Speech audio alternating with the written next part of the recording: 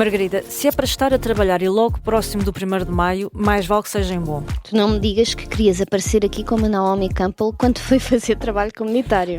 Não dá muito jeito, eu sei, mas era um belo vestido, lá isso era. Do Avesso, um podcast sobre moda, com Margarida Brito Pais e Maria Ramos Silva. Também tinhas mais opções.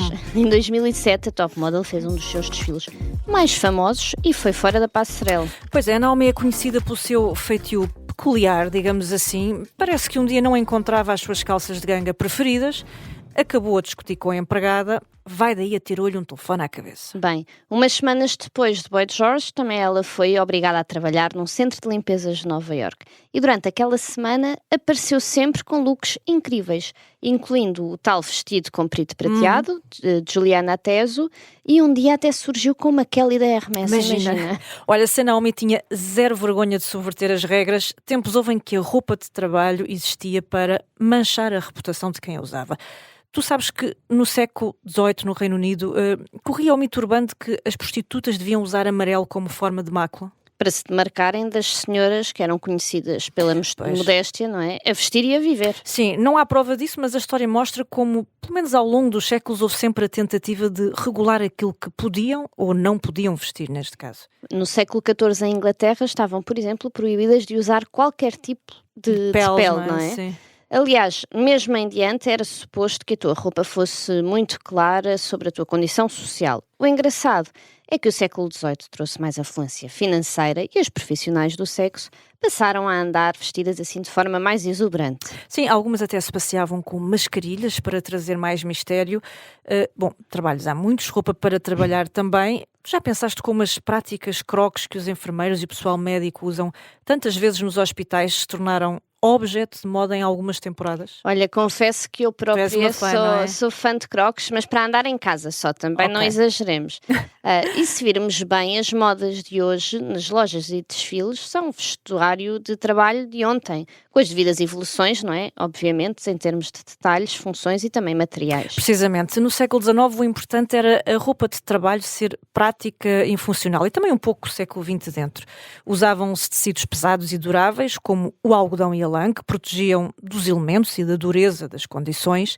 A roupa era muitas vezes feita em casa, claro, ou por pequenos negócios, e o estilo era completamente secundário, não é? Aliás, mesmo em Portugal, os diferentes trajes típicos foram organizando as pessoas por classes, labores e regiões também. E aqui há uma inovação que faz toda a diferença, aqui a partir de 1846, que é depois trabalhada pela Singer, que é a máquina de costura, claro, não é? Claro. E também toda a industrialização, porque a produção em massa e as novas técnicas permitiram aqui produzir em maior escala, tornar as coisas mais baratas e, portanto, aqui nasceu também um grande número de fábricas e a roupa de trabalho tornou-se assim uma coisa também mais uniforme. Aliás, esse termo, uniforme, é uma herança desses tempos, funcionários todos vestidos de igual, não é essa ideia? Consoante o ramo de atividade, ainda hoje muito vestuário ajuda a identificar de rajada quem faz o quê ou em que posição está na hierarquia. E é nesta era que vemos a ascensão dos famosos jeans azuis e das botas de trabalho, não é? Olha, uma história que em muito se deve à corrida do ouro na Califórnia, que era um trabalho muito exigente e que pedia aqui roupa muito resistente. O que é certo é que em 1853, Levi Strauss, um imigrante da Baviera, abriu uma loja de tecidos em São Francisco e rapidamente percebeu uma necessidade entre as pessoas que trabalhavam, que era roupa concebida para resistir a tudo, não é? Então juntou-se ao alfaiate Jacob Davis, combinaram os reforços de rebique de cobre com a ganga resistente, o que levou à criação dos primeiros blue jeans em 1873 e rapidamente aqui esta roupa de trabalho se popularizou e não demorou até passar para o contexto do dia-a-dia, não é? Fazendo da Levi's a marca que conhecemos hoje. Sim, a par da Coca-Cola deve haver poucas marcas mais omnipresentes e longevas, não é? Sim, toda a gente sabe também que a Coca-Cola e a Levi's, não é? Com o século XX, materiais sintéticos como o poliéster, a licra e o nylon tornaram o guarda-roupa ainda mais funcional, acabam os vincos ou pelo menos tornam-se mais muito fáceis prático, de passar a ferro, é mais maleável, mais fácil de secar. A verdade é que hoje em dia estes materiais já não são muito amados, são mais arquinimigos, não é? Mas houve uma época em que fizeram milagres. Pois olha, a parte da roupa de trabalho salta para a ribalta nos anos 50 e 60, muito graças à cultura popular. A uma jovem geração que importa peças como o blusão de ganga, como os rockers e ícones da contracultura, do James Dean ao Bob Dylan, não é? E não é por acaso que as chamadas marcas heritage, como a Carhartt, andam hoje pelas ruas de todo o mundo. Essa relação com as artes é de facto muito interessante. Aqui, sobretudo na música, porque é de facto muito claro. Tu, quando pensas numa estrela rock, pensas quase numa farda de estrela rock, sim. não é? Os jeans, os casacos de cabedalas, correndo os fios ao pescoço. Sim. No country também, tu não imaginas uma cantora country sem umas botas de cowboy, por exemplo. E no nosso fado, claro, não é? O vestido preto e o chale às costas. Aliás, isto é muito interessante aqui, o nosso caso português em particular. Vamos desconstruindo isso, não é? Várias fadistas, exatamente, que mudaram a imagem. Olha, desde logo a Marisa, com o seu cabelo curto, super platinado, mas mantendo sempre os vestidos compridos, ainda que muito irreverente. Depois a Carminho tem feito um caminho incrível. Muito com a Maria Carlos Batista, não é? Sim, também, na sua imagem, que já se distancia aqui bastante da roupa tradicional do fado. E tens a Sara Correia, que então está com uma imagem absolutamente distante da nossa saudosa Amália Rodrigues. Sim. Olha, por regra, a roupa de trabalho no meio artístico e indústrias criativas convida a uma exuberância maior. Aliás, a corte anterior a Carlos II de Inglaterra iria adorar. Tu sabes que até então os homens usavam maquilhagem, perucas, roupas vistosas.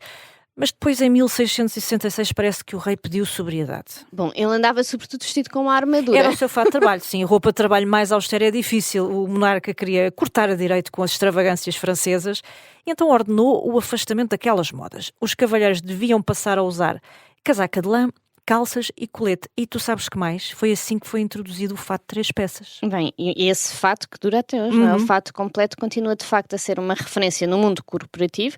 E depois temos sempre, de maneira menos formal, ficamos ali só pelo blazer, que até hoje é a peça de trabalho que funciona quase sempre em todos os contextos. Sim, aliás, tu podes colocar um blazer oversize por cima de um fato de treino e consegues salvar o dia, não é? É verdade. Curiosamente, os blazers começaram por ser feitos para serem usados em barcos, nomeadamente pelas equipas de remo das universidades britânicas de Cambridge e Oxford, ainda no século XIX. E ainda hoje parecem muito associados aqui ao contexto náutico, não é? Sim.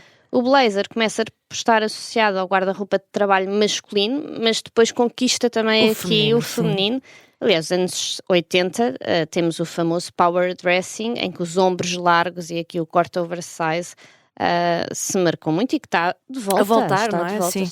Olha, ainda hoje é difícil sentenciar o que é roupa de trabalho, não é? Sobretudo para as senhoras, porque de facto depende do tipo de trabalho, das ocasiões, dos códigos internos, quando não depende também do contexto histórico e político e do julgamento social, não é? Sim, olha, com o Estado Novo, por exemplo, muitas associações de classe e sindicatos organizaram-se influenciando o vestuário de trabalho que se tornou assim mais padronizado. Quanto à mulher, como em diversas sociedades e culturas, muitas tinham a casa aqui como espaço de trabalho invisível. O único espaço, não é? Exatamente, com a roupa a passar para segundo plano e diria que o avental se calhar a passar para primeiro. Exato, é isso mesmo. Olha, pelo contrário, hoje temos um investimento redobrado em novas abordagens, personalização, sobretudo por parte de empresas, negócios, projetos que querem marcar a sua identidade num mundo cada vez mais global, não é? Sim, tens o caso da livraria Lelo, que tem uniformes desenhados pela Constança Entrudo, aqui numa proposta super irreverente, mas que ao mesmo tempo é muito funcional, inspirada pela arquitetura assim do próprio edifício. Tiveste também a Gandaia, que já levou a moda para a restauração, com os uniformes do Velho Ourico, ou da cervejaria Ramiro também. O Mais 351 pensa, também já tem feito umas coisas, sim. Olha, temos o exemplo mais popular de roupa de trabalho, que o público em geral quer comprar e usar também. E todos os anos renova o guarda-roupa. Estás a falar das influências? Não, eu estou a falar das camisolas dos jogadores de futebol. Pois é verdade, já me esqueci dessa farda. Um verdadeiro hito. E tu não te esqueças dos uniformes anti-moda, ou pelo menos que surgiram como provocação aos velhos códigos e que depois fizeram escola. Eu penso, por exemplo, na roupa minimalista dos génios de Silicon Valley, não é? Naquela gola alta, escura do Steve Jobs, no exército de New Balance nos pés de muitos jovens que hoje querem códigos mais leves nos escritórios. Na verdade são os uniformes informais, não é? Que acabam por surgir de forma muito natural quando o teu trabalho não te impõe assim uma farda obrigatória. Porque isto de pertencer a um grupo também engloba esta parte estética, portanto é natural que de repente toda a gente pareça igual. Aliás, o conjunto de calças direitas, blusas de cetim e blazer instituiu-se quase como norma nos trabalhos mais corporativos. Sim, mais formais. E aqui, sobretudo, com o aparecimento de lojas como a Zara, a Mango, enfim, que trazem aqui uma vasta oferta neste ramo. Olha, atualmente a tendência acaba por ser mais variada, não só porque a oferta é maior, lá está, mas também porque a roupa de trabalho vai beber muita inspiração aos looks de eventos formais, não é? Tu vês cada vez mais saias e vestidos e até alguns acessórios e muitos padrões, que era uma coisa sequer menos pensada. Era um twist que tu antes só encontravas quase nas corporações assim mais ligadas à moda e que hoje é uma tendência bastante transversal. Aliás, se pensarmos bem, na moda acabas por ter algumas das fardas informais mais aborrecidas que há. Olha, os maquilhadores Pois e os é. cabeleireiros que andam quase sempre Às vezes as pessoas de pensam preto. porque é que os designers andam sempre vestidos de igual, não é? Os De facto, acabam designers, por se sim. diluir, sim, é interessante. Diluem-se muito. Depois tens o caso, por exemplo, do mítico Bill Cunningham, o fotógrafo das ruas de Nova Iorque, que andava sempre de calças beges e casaco, Sempre igual, e casaco azul, bastante minimalista. Olha, o mais extravagante que tinha era a bicicleta. Pois é, olha, e o minimalismo dos nadadores salvadores na praia, tu já pensaste é que a roupa de trabalho são o quê? Uns calções de banho coloridos e uma boia, vá? Olha, por falar nisso, os chinelos de borracha de facto é daquelas coisas que só fazem sentido em uniformes de trabalho se trabalhares na praia ou na piscina. Eu diria que sim. E já agora, será que podemos eliminar os crop tops? E os calções em geral também, dos escritórios? Olha, O que é vamos, que achas? vamos, mas é embora. Estamos a enervar um pouco, não é? Vamos embora. Começa a enervar. Até breve. Até breve.